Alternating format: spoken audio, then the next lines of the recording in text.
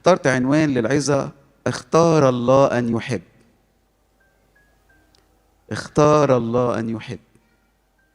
ليه؟ لأنه مكتوب عنه الله بين محبته لنا، مش بشكل نظري لكن بشكل عملي.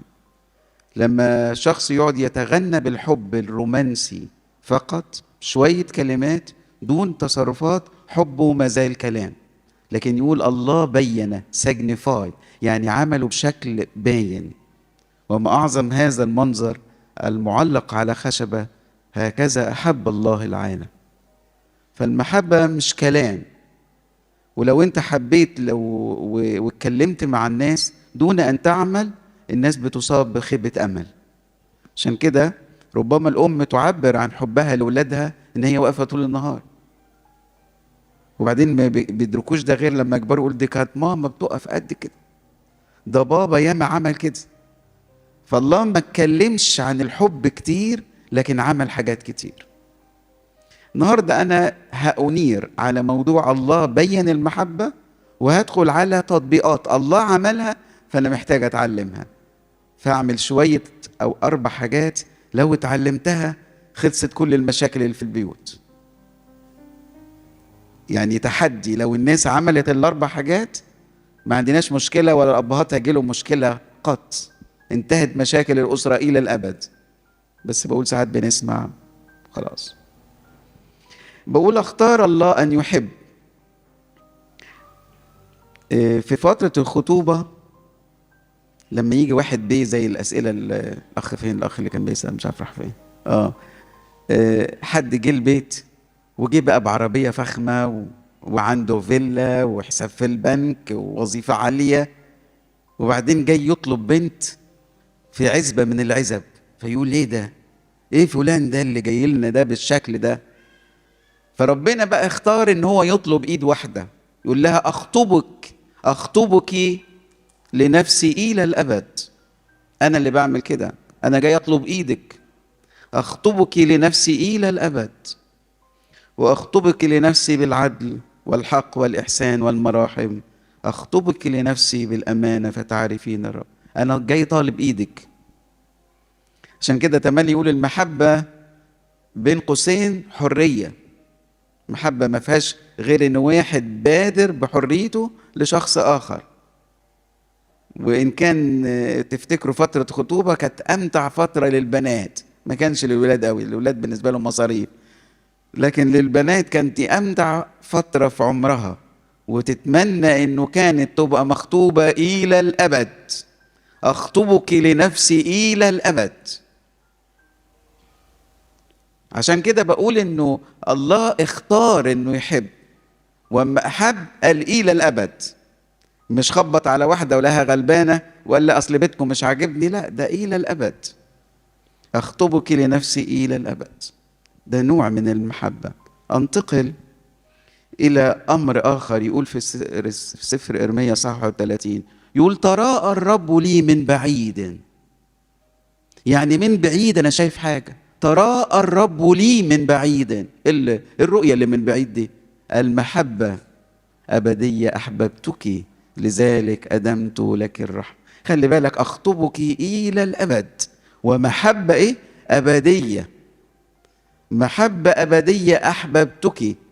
طبعا حبنا بيتحط تحت المجهر، ومرات يطلع فوق لأنه مشروط، وينزل عفوا أسفل السافلين لأن الشرط ضاع. يبقى طايرين ببعض. لكن هنا بيقول أنا بحبك إلى الأبد. مفيش أمر هتعمليه كنفس بشرية وأنا مش هتواصل معك، ده أنا هتواصل معاك. تراءى الرب لي من بعيد. هي ده نوع المحبة اللي أنا عايز أوصله لكم النهاردة. أنا مش جاي أتكلم مع، أنا مش مرتبط، فمش هعرف، ما عنديش خبرة زي حضراتكم، لكن أقول لكم الخبرة، العلاقة الحبية أو الحميمية مع الله. ربنا بيقول أنا حبيتك إلى الأبد، مش تحت أي ظروف. ربنا يدي الصحة للجميع. ممكن واحد يجي في المجلس ويقول أنا مش هقدر أكمل مع مراته، يقول أصلي عيت، هي عيانة، أنا مش هقدر أكمل معاه. لكن أنا بقول المحبة إيه؟ عايز اسمعها؟ أبدية. محبة أبدية أحببتك لذلك أدمت لك الرحمة. كمان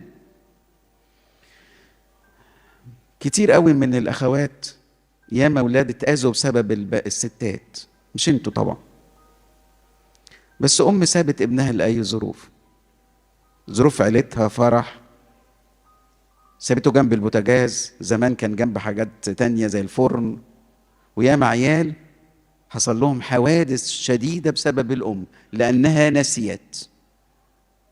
ومرات تروح مول وبص على المحلات وسابت عيالها. حصل ده، واحدة عملت كده. عشان كده يقول ايه ربنا في سفر إشعيا، يقول كده إشعيا 49: هل تنسى المرأة رضيعها؟ ليه جابها في الرضيع؟ لأن عفوا اللبن اللي في صدرها ضغط عليها، فحيث يبقى عندها إلحاح إن هي ترضع. فبيقول هل تنسى المرأة رضيعها فلا ترحم ابن بطنها؟ يقول حتى هؤلاء ينسين، أما أنا فلا أنساك. مش بنسى. كأن ربنا حط لنا تحدي آخر، أن الجميع حتى لو قالوا إن هم بيحبوا لكن ينسوا. ده بقول الله اختار بقى إنه يعمل إيه؟ اختار إنه يحب. الله اختار إنه يحب. وربنا لما اختار إنه يحب، شوف نوع المحبة، محبة بالعزوبة وبالطريقة دي محبة راقية يا ريت نلاقيها وسط الناس. طب ايه الاربع حاجات؟ انا هقول اربع حاجات بسرعة عشان هستنى منكم اسئلة، وده بيبقى ربما مفيد.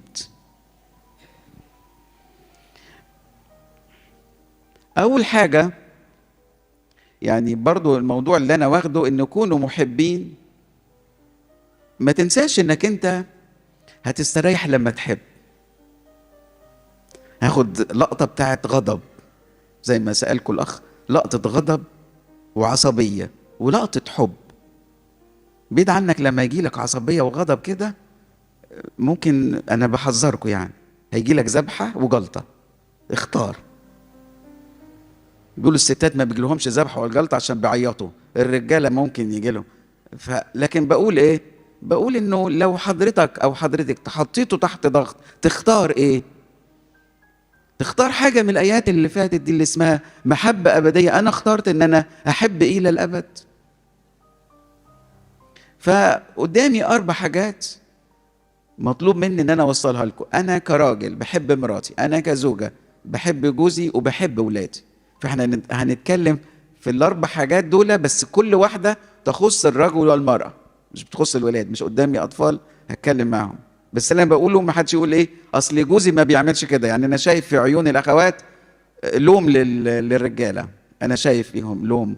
بس خلينا النهارده انا بعمل ايه؟ بقول انا محتاجه اتعلم ده، انا محتاج اتعلم ده. انا مش هوصل رساله لوم ولا معاتبه لحد، انا محتاجه.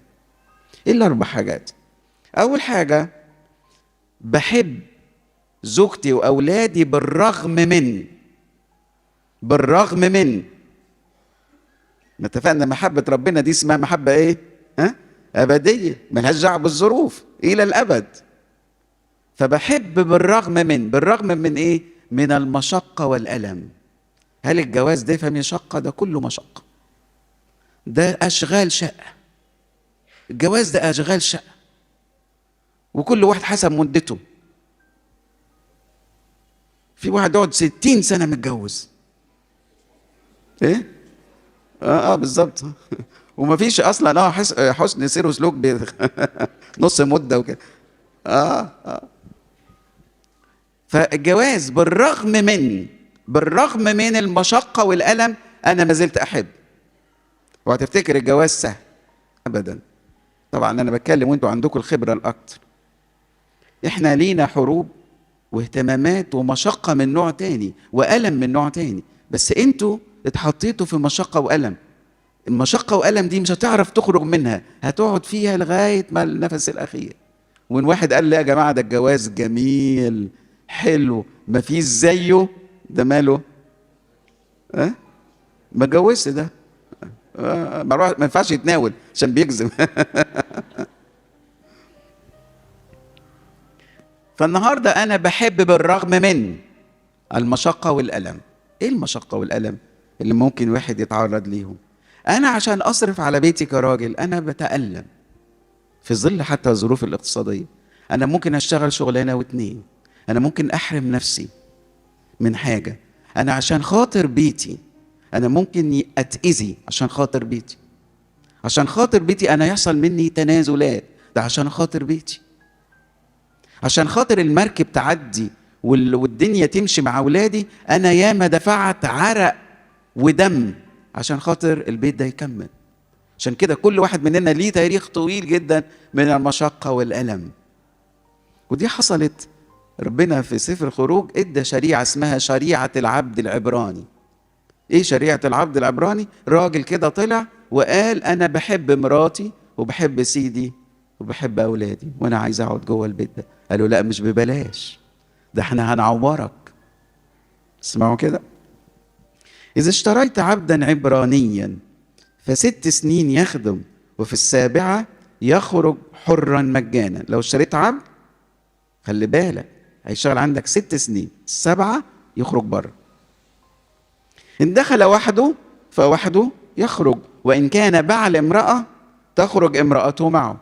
دخل لك لوحده يخرج لوحده، جاء مراته تخرج انت ومراتك. طب لو الراجل السيد ده اداله زوجة، قال له لا انت اخرج وحدك وسيب الزوجة والأولاد عندنا. إن أعطاه سيده امرأة وولد له بنين وبنات، ولدت له بنين أو بنات، فالمرأة وأولادها يكونون لسيده وهو يخرج وحده. ولكن إن قال العبد أحب سيدي وامرأتي وأولادي لا أخرج حرا، مش هو بيقول له اتفضل اخرج؟ قال له لا أنا مش هخرج، أنا قاعد عشان مين؟ أظن لو احنا في الزمن اللي احنا فيه يقول ايه؟ بجلده. لكن أنا راجل محترم يقول لا أخرج حرا. يقدمه سيده إلى الله ويقربه إلى الباب وإلى القائمة ويثقب سيده أذنه بالمثقب فيخدمه إلى الأبد. دم نازل من ودانه. روح البيت في العشة اللي ساكن فيها عند سيده مع مراته، فالولد ذكي قال له بابا ايه الدم اللي نازل؟ يقول لي الرد ايه؟ انا بحبكم، انا بحبكم، عشان كده انا ايه؟ بنزل دم اللي انت شايفه، انا بحبكم. يبقى بحب بالرغم منين؟ من الدم، من المشقة، من الألم. أنا اتألمت، أنا هجرب كده بس أدوس على ودانك يعني هتتألم، ده أنا بثقبها، أنا بخرم ودانك. هذا الألم الشديد جدا ده تعبير إن أنا بحب. عشان كده لما بيجي راجل أو ست تقول لا لا لا مش هكمل أنا الجواز ده. ليه يا ستي؟ تقول أصل ده الجواز ده متعب جدا. ومين قال لك إنه مش متعب؟ ده ضحكوا عليك الأفلام التركي والمسلسلات الهندي اللي أنت بتتفرجي عليها، هم ضحكوا عليك، لكن الحقيقة هي كده. أو الراجل ماله ودانه اتخرمت، الراجل نزل دم. يبقى أول حاجة بحب بالرغم من المشقة والألم.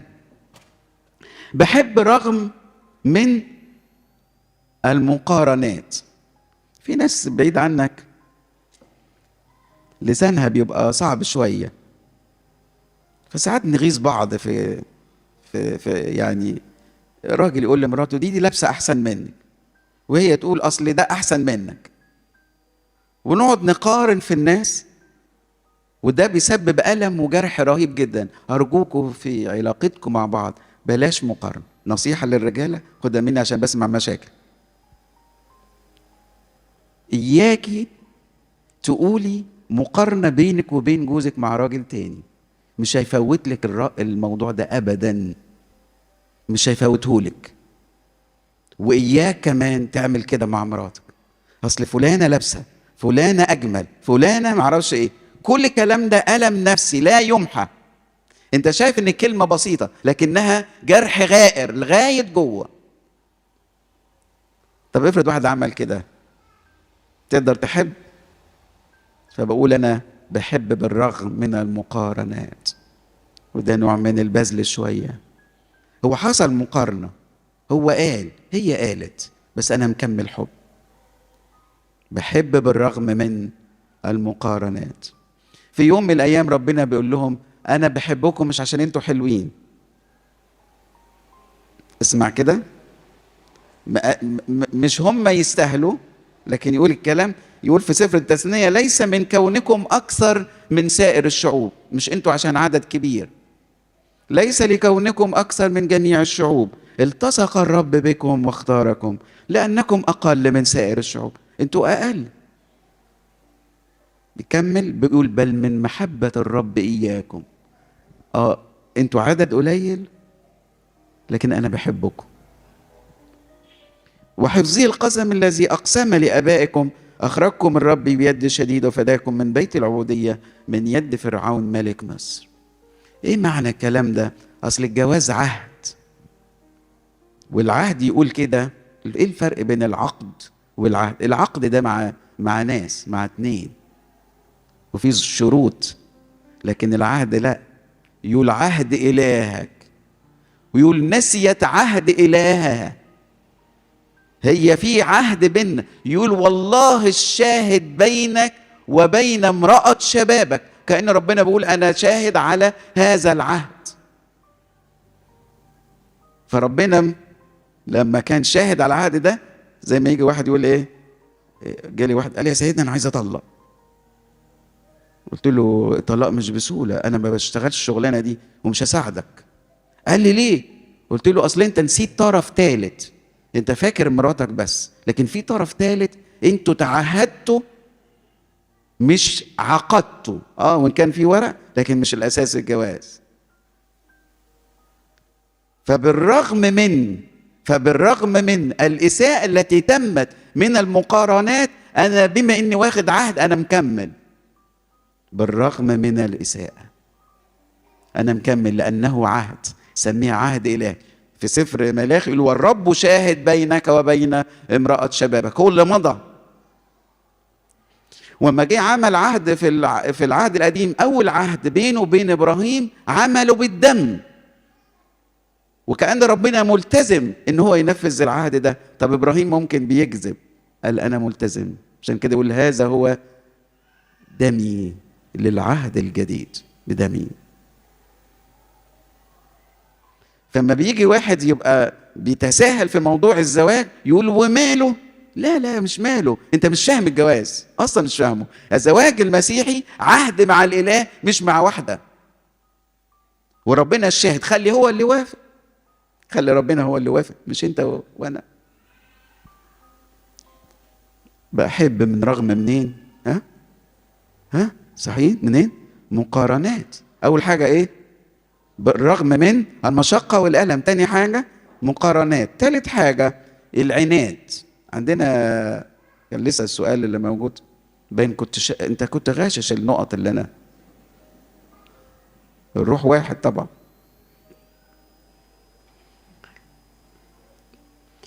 العناد يليق بالطفولة مش بناس ناضجين. لما مثلا بنعرض ان احنا رايحين زيارة، رايحين مشوار، رايحين قداس، هنعمل حاجة، بتلاقي فيه طرف غريب يا اخي بوظ اي حاجة. مش لازم راجل او ست، يعني طرف موجود. طرف: يا جماعة احنا هننبسط، رايحين ليلة العيد. يقول: لا مش نازل انا ليلة العيد، انا مش نازلة. طب نكدتي على البيت. عناد موجود. وايه السبب؟ اصل هو مش عارف، ما جابليش مش عارف ايه. عناد موجود بين الزوجين، وللاسف واخدينه من المسلسلات اللي موجوده من الميديا. والعناد ده لا يليق بالمسيحيين، لا يليق بهم، لان في نذر من نذورنا احنا كزواج مسيحي: الرجل يبادر بالحب والاخت تطيع. وما هياش رياسه لكنها محبه وقياده. الراجل بيحب ويقود، مش مرياسه. ففي عناد موجود، والعناد ده بيسبب ان البيت ده يتفكك. طب ايه، افرض ان انا لقيت طرف من الاطراف عنده عناد، اعمل ايه؟ احب بالرغم من، ما انا داخل شمال فيكم النهارده. احب بالرغم من العناد. هو ما نزلش، انا بعمل سيناريو، ما نزلش ليله العيد معاكم وانتوا نزلتوا وسبتوه، خلاص. جه وقت العشاء، هتقولوا اتفضل معانا؟ حصل لك كده ولا ايه؟ تقول له اتفضل معانا، اقول له ولا ياكل معانا؟ اتفضل انت، لازم مش هناكل غير ما انت تاكل. ما هو عامل فيها مقموص.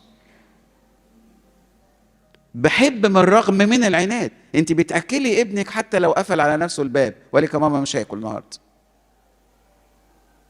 بحب بالرغم من العناد. هي دي المحبه المسيحيه اللي احنا مرات بننساها وبناخد اشكال للعالم كاننا عايزين نهد البيت.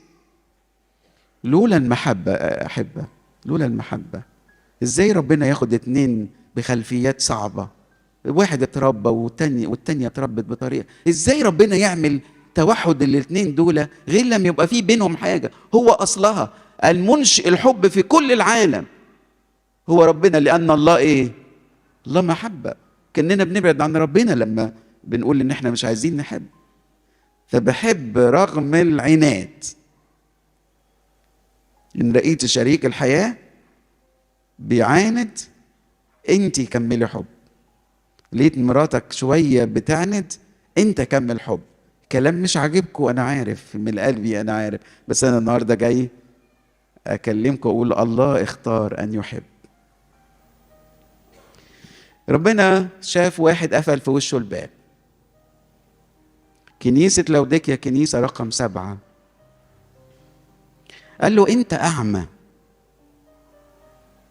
وبعيد عنك الاعمى يتخبط ويتجرح، بتشوفوا الضرير ممكن يقع لانه اعمى، ممكن يدخل في الناس لانه اعمى، ياخد قرارات خاطئة لانه اعمى، يتعثر في الطريق لانه اعمى. فقال له لست تعلم انك انت شقي بائس فقير اعمى عريان، وأما بعيد عنك جالك عمى، حصل ايه؟ قفلت في وشي انا الباب. عشان كده بنلاقي موجود انه واحد معاند يقول ها انا ذا واقف على الباب واعمل ايه؟ واقرع. ان فتح لي احد ودخل الباب دخل ادخل اليه اتعشى معه وهو معي. فتح لي احد ادخل اليه اتعشى معه وهو معي. قصة تقال عن ملكة فيكتوريا، ملكة بريطانيا العظمى. في يوم من الأيام هي كانت بقت ملكة في سن صغير. أرجو قراءة سيرة هذه المرأة الفاضلة الجميلة، على المستوى الشخصي بحب سيرتها. فالملكة فيكتوريا لما اتنصبت وهي سنها صغير، فمتجوزة بقى واحد، فكل شوية يا جلالة الملكة يا جلالة الملكة. فقالت لجوزها معلش اما تناديني وسط الناس قول لي يا جلالة الملك. فزعل، انا جوزك. فراح اتقمص وقفل الباب، باب اوضه النوم. تخبط جلالة الملكة، بتخبط خبط. مين؟ انا الملكة فيكتوريا. ما فتحش. خبطت تاني. مين؟ انا الملكة فيكتوريا. ما فتحش. فراح خبطت تالت مرة، قالت له انا فيكتوريا حبيبتك. راح فتح الباب.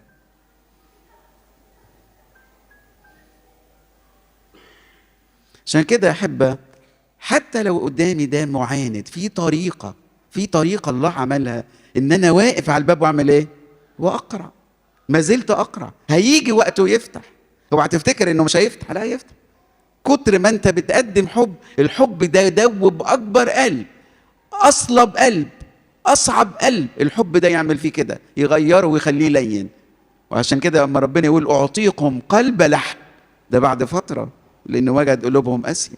بس بعد فتره من الزمن، من الالحاحات والتخبيط وكلمه ها انا ذا واقف على الباب، مش قرعت. اللي فاهم في اللغه العربيه، ها انا ذا واقف على الباب واعمل ايه؟ اقرع وما زلت اقرع. مش مره واحده ومشيت، ما انا بخبط عليك، حتى لو ابونا بخبط عليك ما لقيتكش، دوست الجرس، رنيت على التليفون، فهسيب المكان. هلا انا مش ماشي من المكان. انا ذا واقف على الباب واقرع وما زلت اقرع. مع مين؟ بالرغم من العناد. طبعا ده يخص كمان الولاد، يعني انا بقول يخص الزوجه، يخص الزوج، ويخص الاولاد. اخر حاجه ودي اصعب، هل تستطيع ان تحب بالرغم من الاساءه؟ وتيجي لابونا تقول ده اساء الي، بالرغم من الاساءه، ده جرحني وسط الناس، ده قلل من قيمتي، ده شتمني في اكتر من كده مش عايز اقول، لانه اللي هيعمل كده هيروح السجن. عمل اساءة، تقدر او تقدري انك تقدم حب بالرغم من الاساءة؟ بالرغم من الاساءة. احكي لكم حكاية، تحبوا الحكايات؟ قصة حقيقية عندنا في العصافرة في كنيسة من الكنائس. اترسم قسيس سنة 16 ودخل بيت، فتحت له واحدة قالت له أنا جوزي بيخني، وبيخني جوه بيتنا جوه البيت. فابونا ده لسه مرسوم، فصار جواه وغضب. قال لها طب انت افتحي الملف وروحي في الملف وانا هكتب لك جواب. قالت له بس انا بحب جوزي. فقال دي ست مجنونه، طب بتحكي لي ليه؟ خلاص شيل الشيل. بعديها بسنتين ابونا نسي الموقف ده. بعديها بسنتين قالوا له فلانه دي بعيد عنكم عندها كانسر. فجاي يزورها، وما جاي يزورها لقى حاجه غريبه في البيت، لقى حبل نازل من السقف لغايه الارض. فخلاص قال ده بينظفوا بيعملوا. مره ناولها، مره الثانيه، المره الثالثه قال لها مش هناولك غير ما تقولي لي الحبل ده ليه. عنده فضول يعرف الحبل ده ليه، اصل كل مره ما بيجي بلاقي الحبل. قالت له اصل انا كنت بعمل مطانية لجوزي وانا سليمه، دلوقتي صحتي تعبانه فبمسك في الحبل وانزل عشان اعمل مطانية لجوزي. طبعا انتوا دي قصه حقيقيه موجوده عندنا في اسكندريه، مش بفتري في قصه ولا حاجه، دي قصه حقيقيه. بنزل اعمل له مطانية لربنا، اقول له يا رب خليك مع جوزي. ماتت الست وابونا صلى عليها، ولقى قرب من الصندوق شهاده ابونا ريحه طيب عجيب ما شمهاش في حته تاني قبل كده جنب الصندوق، فسكت. بعديها بشهرين الست دي جات له في حلم، قالت له يا ابونا انا بشكر جوزي. جوزك تشكريه على ايه؟ قالت له جوزي كبر اكليلي والمجد اللي انا باخده في السماء بسبب جوزي لاني احتملت. ارجوك روح بلغ جوزي ان انا بحبه وخليه يروح الكنيسه. جوزها ده في الثالث راح لابونا وقال له شوف لي عروسه.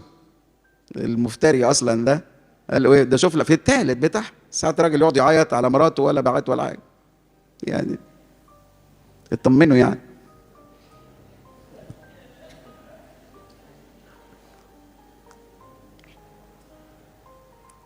فراح ابونا قال له مراتك كذا كذا كذا. الراجل زي الالف روح الكنيسه ويعترف ويتناول. بحب بالرغم من، ما رايكم في الخيانه؟ ودي صعبه جدا لا تغتفر، لكنها قالت برضو انا بحبه، بحب بالرغم من الاساءه. عشان كده الكتاب المقدس يقول لنا ان اخطا اليك اخوك. يا سلام على زوجه جميله، اتوسم فيكم اللي انا هقوله ده.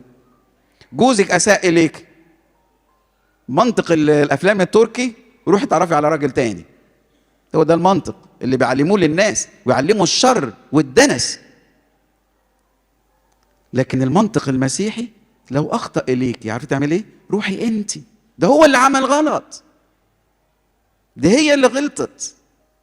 ان اخطا اليك اخوك اذهب انت، يا من اخطئ اليه اذهب انت عاتبه بينك وبينه، لانك ان فعلت هذا ربحت اخاك. دي كلام المسيح.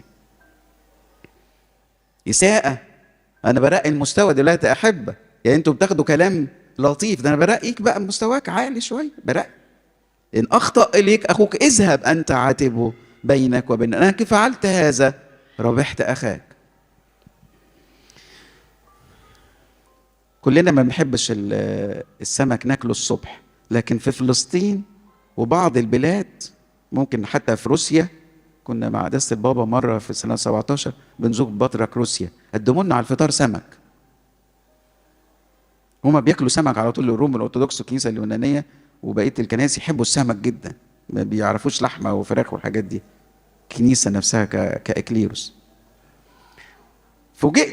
فوجئت إن المسيح لما كان على الشط في يوحنا 21 ده كان فطار، بيفطروا سمك مشوي. استاذ سعد يقول لك انا مش بحب السمك الصبح، لكن عندهم هم دي سهله، يعني اساس دول صيادين جعانين فبياكلوا. المسيح عمل ايه؟ بطرس اخطأ. المسيح جاب 153 سمكه في الشبكه او في القارب بتاع بطرس، 153 سمكه وسمكه كبيره. يعمل ايه؟ يقول بعدما تغدوا. تغدوا كلمه الغدا عندنا يعني الغدا، الظهر، اللانش. لا، مش هو مش لانش، ده eating breakfast، بياكلوا فطار. يقول بعدما يتغدوا، عشان يقولوا في الغداء في المزامير كلمة الغداء يعني الصبح بدري. يقول بعدما تغدوا، عشان ما تقولهاش ان هي الظهر، بعدما تغدوا، بعد ما المسيح أكل بطرس وأكل التلاميذ بالرغم من إساءة بطرس.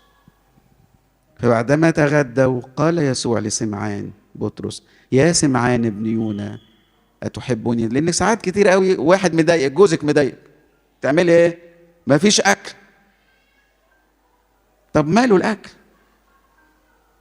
الرجالة يعني بيوافقوا على الكلام، يعني ايه ذنب الأكل؟ خليه ياكل.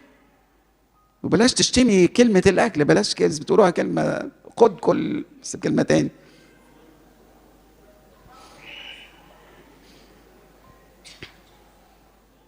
مسيح قدم أكل، خلي بالك من العبارة دي، قدم أكل قبل العتاب، قدم أكل. بعدما تغدى وقال يسوع لسمعان بطرس يا سمعان ابن يونا أتحبني؟ قال له نعم يا رب أنت تعلم إني أحبك. وكأنه بيقول له أنا بعاتبك بيني وبينك، أنا اللي رحت لك، أنت أخطأت في حقي، أنت أنكرت، أنت جدفت، أنت شتمت، أنت قلت ما أعرفوش، بس أنا رحت لغاية عندك جبت لك أكل، وبعد ما أكلت أنا بقول لك بتحبني، لكن ما قالش حاجة تاني. بحب بالرغم من الإساءة. عشان كده بنقول كده في التربية، مرة جيت قلت لكم كده توقع أخطاء ابنك، كمان توقع أخطاء شريك الحياة. ليه بتعتبر أن شريك الحياة إله لا يخطئ؟ هو إنسان وهي إنسانة. توقع أخطاء شريك الحياة، مش هو جاي من تركيبة تانية، هو إنسان، إنسان مهما كان هو إنسان. عشان كده الرسول بولس في رسالة غلاطية يقول كده إن سبق إنسان فأخذ في زلة فاصلحوا أنتم الروحانيين مثل هذا بروح الوداع ناظرا أنت أيضا إلى نفسك لئلا تجرب. إن سبق إنسان فأخذ في زلة، ده إنسان لأنه إنسان. اصلحوا أنتم الروحانيين، أنت ممكن تصلح شريك الحياة. عشان كده أحب بقول بحب، ده كلام المسيح، هو ده كلام المسيحية. بعيد عن اللي أنا بقوله ده، دي مش مسيحية، دي فتوانة، دي فتح سد، دي محكمة، ده مجلس، دي خناقات، ده انفصال، ده عيال مشردة، ده بيوت خربانة، بعيد عن الكلام اللي أنا بقوله. عشان كده بقول الله اختار إنه حبنا وإحنا ما بنستاهلش، والاختيار ده اختيار أبدي إلى الأبد، بيحب وما يعني ما يتنكرش لينا، ولا أنا مش عايزكم، مش بعرفكم. 4 حاجات حدثتكم فيها: بحب رغم المشقة والألم، بحب رغم المقارنات، بحب رغم العناد، بحب رغم الإساءة. أتمنى ال4 نقط دول يكونوا منهج لينا نعيش بيهم، يبقى كده إحنا اسمنا حبينا ربنا الأول من كل قلوبنا، حبينا البيت واللي فيه. شكرا لكم. ماذا أفعل مع ابني لأن له أصدقاء سوء؟ أنا جاوبت السؤال ده في الاجتماع الخاص قبل كده، بس بقول بسرعة إن إحنا بنمكن لابننا المحبة. ما تزعلوش الأبهات والأمهات إن الولد والبنت اللي وصلوا سن المراهقة من فضلكم بوسوهم، بوسوهم.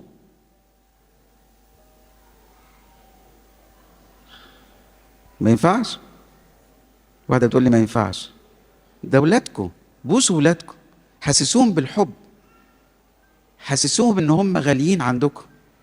حسسوا لما يتزنق هيجي لك انت، هيجي لك انت. قدموا محبة. وصدقوني الولاد في السن ده لما بيشوف ان ماما وبابا ما زالوا بيحبوه بالرغم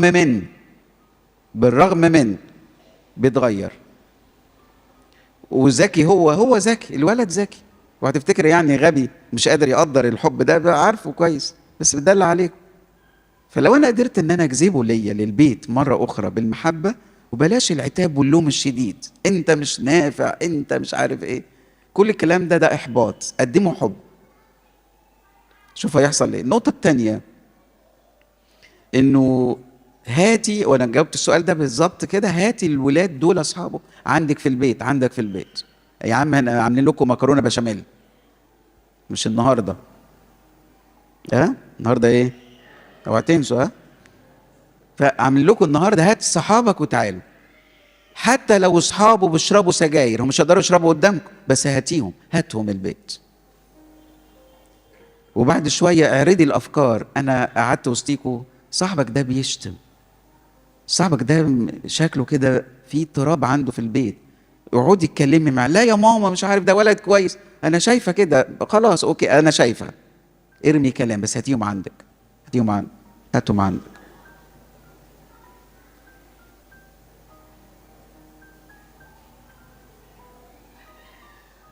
عند احتياجي له في مشوار بعيد او رحله يقول لي روحي لوحدك، انا مش عايز. اغريه في المشوار ده. احنا هنعمل اكل ما حصلش، بالذات الاكل يا رجاله، ده عاملين حفله واكل رهيب، تعالى بس جرب. بالظبط، ما بس بتقول مشوار بعيد. ف حاولي تقدمي كل كتاب مقدس في سفر هوشع. كنت اذهب معها في البريه واتملقها، ده الله بيقول كده. يعني ايه اتملقها؟ يقول لها كلام حلو. وداهم مشوار بعيد وكان بيقول لهم كلام حلو. فانت اعملي كده، عايزه جوزك يروح معاكي مشوار بعيد، انت قولي كلام حلو. احنا مش هينفع نتحرك من غيرك، انت الراجل بتاعنا، انت كذا، الاكل جميل، مش هتتكلف حاجه، وهكذا. بس ما يكونش زي ما ابونا ابرام بيقول مشوار لغايه المول بتقعدوا فيه بالست 7 ساعات، والرجاله ما بيستحملوش وقت ان انتوا تقعدوا تشتروا وتنقوا وتغيروا وتشوفوا وتعملوا، ما عندهمش استعداد يعملوا كده. فارجوكم مشوار المول ده روحي مع صاحبتك، روحي مع اختك، روحي مع قرايبك، بس بلاش جوزك، نصيحه ليكي.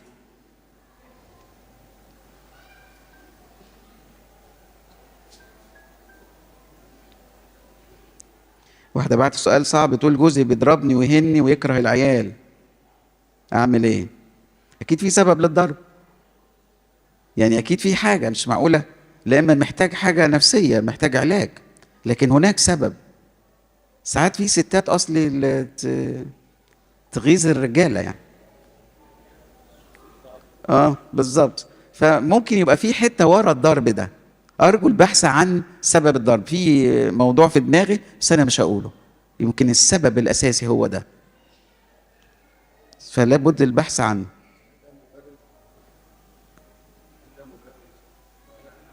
قدسك عارف انت عارف نفس اللي في دماغي. مش صح. صح طبعا يضرب. على فكره القانون المصري دلوقتي اللي بيضرب مراته هيتسجن.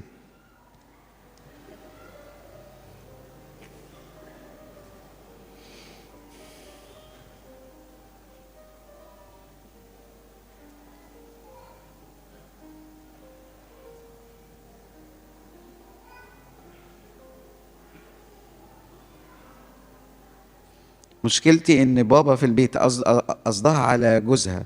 مشكلتي ان يعني بابا في البيت علاقته مش حلوه خالص مع بنتي، وفعلا بيتكسف يحضنها ويقرب ليها على طول، ينتقدها وهي تقول ان هو بيكرهها. إيه لو الراجل ده موجود يقعد شويه مع ابونا ابرام. لكن بقول انه انت فهميه، انت اعملي له غسيل مخ. قول له البنت لما هتتحضن من باباها هتبقى حاسه بامان. اي حد تاني بره يحضنها كارثه من الكوارث. يا ريت تفهموا اللي انا بقوله. فبابا يحضنها، بابا امن، ماما امنه. محتاج هو يتعلم ده، لان ساعات خلفيه التربيه مع الاب إن ولا أبوه وأمه كانوا بيحضنوه، فهو طالع كده ما عندوش الثقافة دي. لكن طول ما احنا بنحضن أولادنا وفي وسطينا وجنبنا وعمالين ندلع فيهم، يا سلام.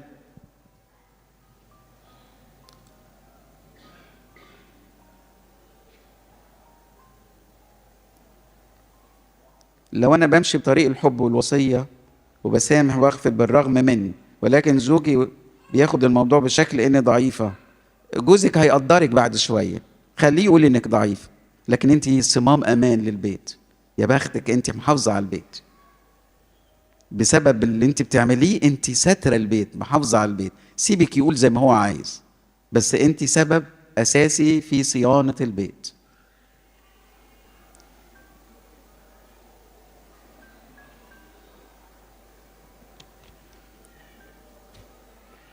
بتقول عند عتابي لأي موضوع لزوجي يثور عليا ويلقي باللوم عليا، واضطر اقول له انا اسفه اني عاتبتك. ما اصل برضه في طريقه للعتاب. النصيحه يعني للاخوات لما تيجي تعاتب جوزها، بلاش تقولي له انت غلطان في 1 2 3 10. اما بتقولي له انت غلطان بيكسر الدنيا. طب نقول له ايه؟ نقول له ايه؟ نقول له على فكره انت عملت حاجه كويسه النهارده بس كان ينقصها دي. وبلاش تقول له 5 6 اسباب، هو سبب واحد النهارده بس بعد الاكل، زي ما اتفقنا بعد الاكل. فالطريقه بتاعت العتاب، هو بيثور بسبب طريقه العتاب، اوصلي له، بس ازاي بتوصليه؟ خلاص، يعني خدي نقطه واحده واكرميه في النقطه دي، وشيري من بعيد عن جزئيه. انت اصلي سبتنا ومشيت والناس زعلت ومش عارف ايه. انا عارفه يا حبيبي انك كنت تعبان ومش قادر، بس جايز هم خدوا على خاطرهم، انت مش زعلانه، هم اللي خدوا. فهمنا الموضوع ازاي؟ ارجوكم تعلموا الذكاء عشان ما يبقاش خناقات.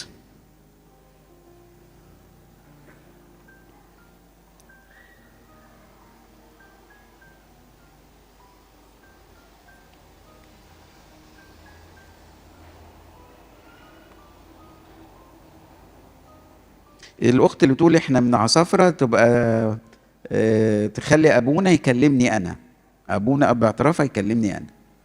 الاخت اللي من العصافره، انا حاطط الورقه في جيبي.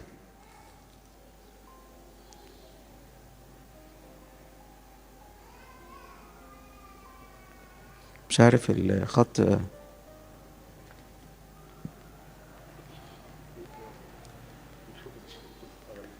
بس اللي تحت ايه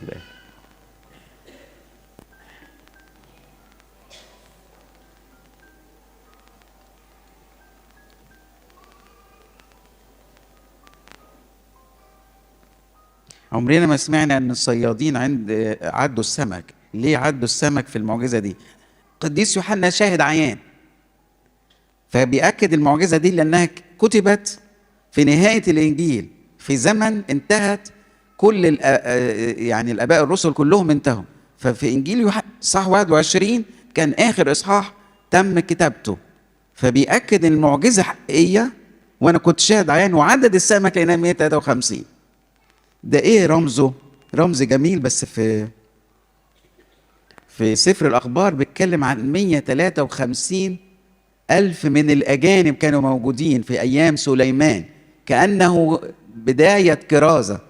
بس سمكه كبيره، يعني ايه؟ يعني يجوا لربنا بحاجات كتير جدا. 153 طبعا بعد القديسين فسروها 3 زائد 50 زائد 100، ده حاصل ضرب كذا في كذا. لكن هو مع سليمان كان عدد الأجانب 153 ألف. فبيتكلم على جزئية إيه؟ الكرازة لغير المؤمنين. ليه عدد السمك؟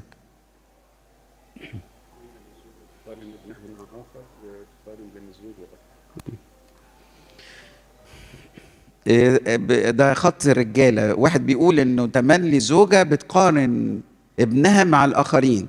المقارنات مش لصالحكم.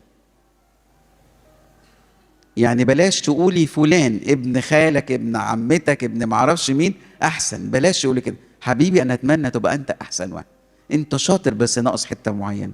بلاش مقارنات، انتوا بتضروا نفسيه الولاد. طبعا واتفقنا ان احنا ما نقارنش بين الراجل بتاعك واي حد تاني.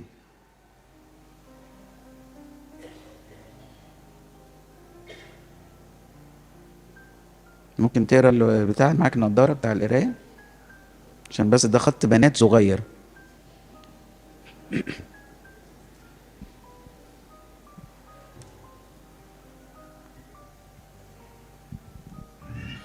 سيدنا أنا اتحملت وحبيت برغم كل ما قلته نيافتك لأجل بيتي وأسرتي، قلة اهتمام، نقد، ذل، إهانة، حتى وصلنا لطريق مسدود. أنا أعلم أني لست بملاك، وكنت كنت أتمنى أن يتحمل زوجي ضعفي ويساعدني أتغير إلى أن أوصل للصورة التي تمناها. حاربت كتير وصليت كتير بالدموع لحد ما طردني من البيت أنا وطفلي. طبعا احنا سمعنا منك، مش بلومك في حاجه، انت انسانه تقيه وربنا يقويكي ويساعدك على اللي انت محتملاه، لكن بقول لك كملي. بس اكيد في سبب. لو احنا رحنا للراجل وقلنا له من فضلك قول لنا حاجه عن الاخت دي، ممكن يقول سبب بيضايقه، انا محتاج ان انا اسمعه، فاحنا سمعناكي انت. لكن بقول اللي انت عملتيه ده فوق طاقتك، مش طاقتك، ده فوق طاقتك، من اجل هدف معين هو حفظ البيت، صيانه البيت. فالله يعني يعوضك عن كل تعب انت عملتيه بتزرعيه من اجل بيتك. لكن في ذات الوقت من فضلك، جايز لو ابونا سمعه قال انا متضايق من مراتي، انا مش طايق ان هي تقعد معايا بسبب 1 2 3 10، جايز انا ما اعرفش، انا مش بقول له ان هو معذور اللي بيعمله معاك، لكنه لو غلطان باللي انت بتقوليه، بس انا كمان محتاج اسمعه، وده عدل ان احنا كمان نسمع الطرف الاخر. شكرا ليكم جدا.